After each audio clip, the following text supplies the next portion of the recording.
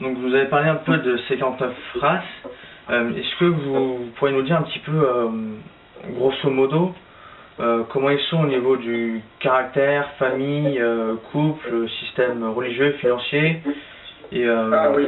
et donc sinon aussi, en gros, comment c'est la vie d'un extraterrestre, si comme nous ils se divertissent, ou s'ils restent cloîtrés dans leur vaisseau à travailler, ou, ou comment les races elles interagissent entre elles, s'il y a des alliances ou des guerres permanentes.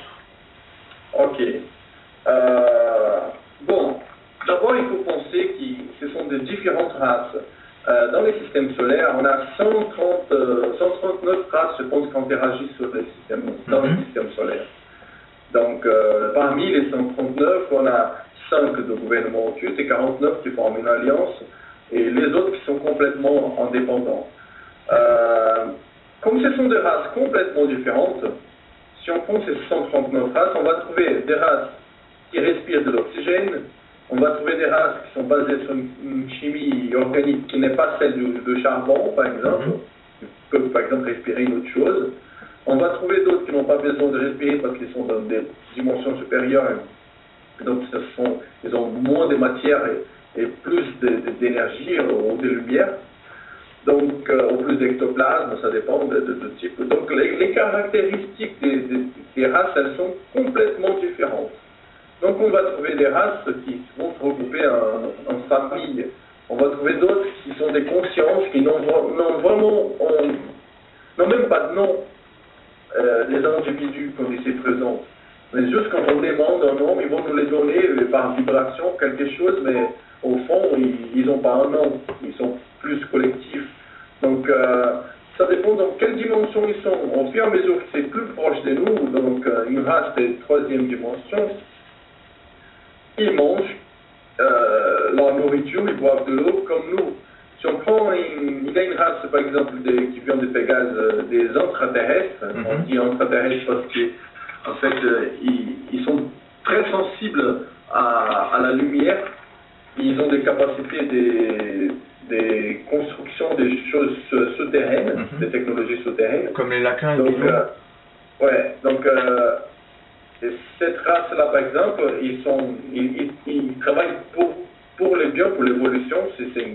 On peut dire que c'est une race consciente.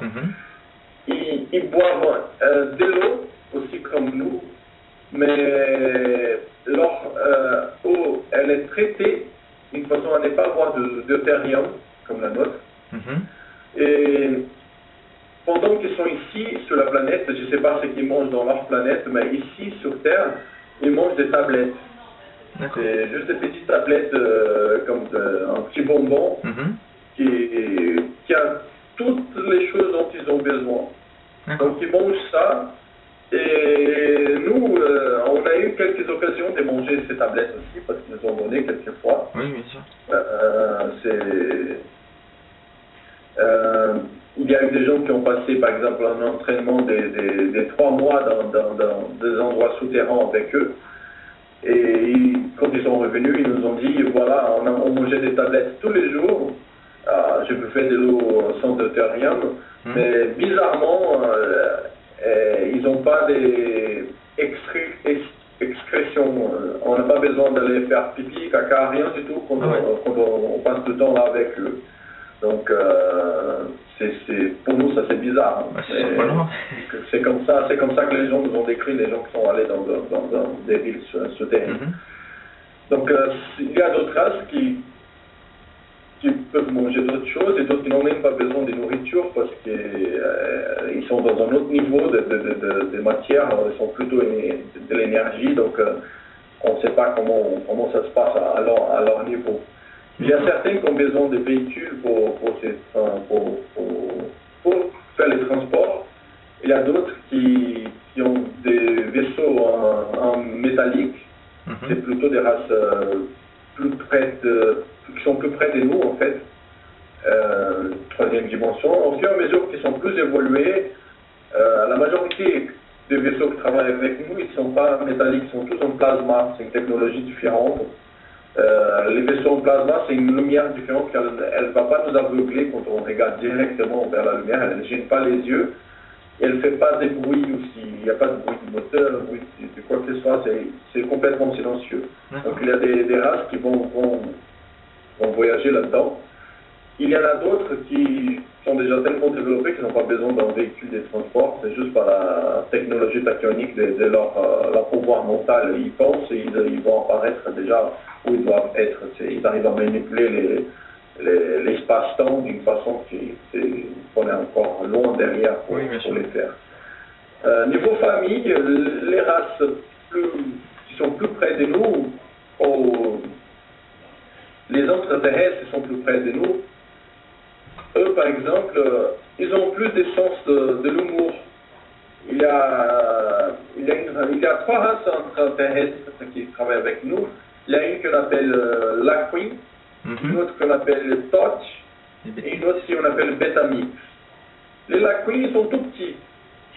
Et vont à peu près jusqu'à notre genou, l'auteur.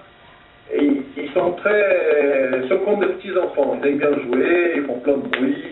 Ils font des petites blagues. Il y a des gens qui pensent qu'ils sont des gnomes parfois, mais ce ne sont pas des gnomes. Là, ce sont des êtres vraiment dans ce cas-là.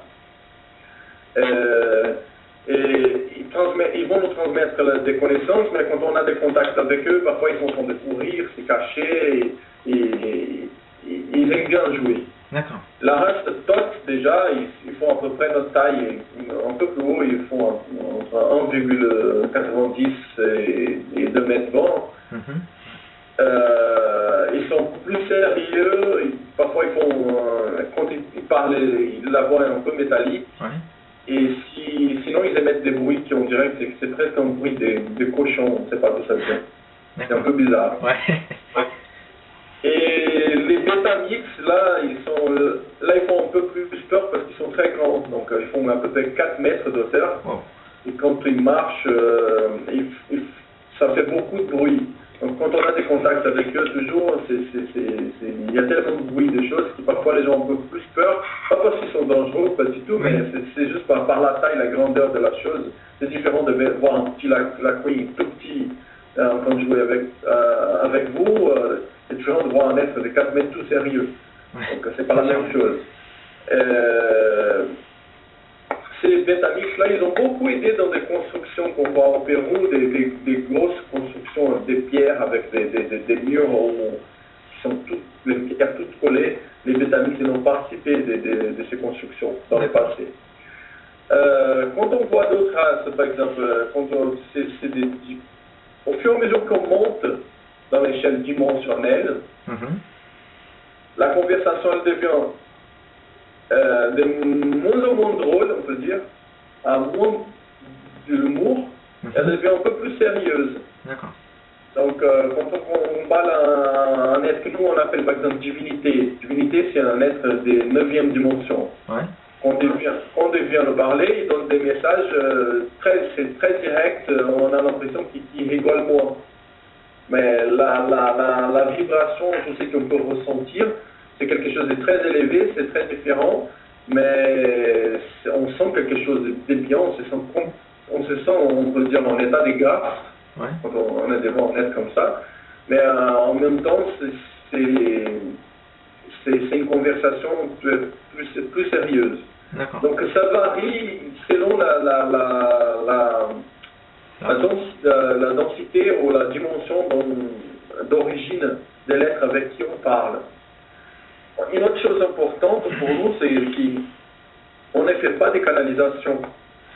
Parce qu'on trouve que les channeling et tout ça sont des techniques qui marchent pour certains, mais il y a beaucoup de gens qui vont voyager dans ça, qui vont créer des choses, faire des fantasies dans leur tête, ou vont mal comprendre les messages. Donc on trouve que ce n'est pas une source sûre pour nous de travailler avec. Pour nous, on a un partenariat avec ces consciences qu'il faut que les conversations soient verbales, physiques.